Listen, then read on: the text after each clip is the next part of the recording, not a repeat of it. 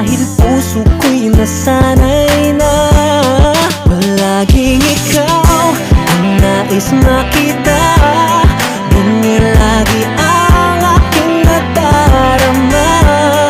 At bakit ikaw ang siyang minahal, ang aking inibig ng tunay?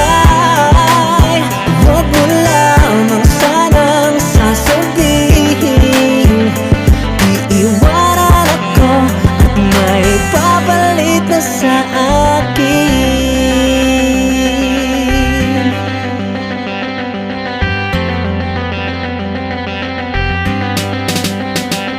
Huwag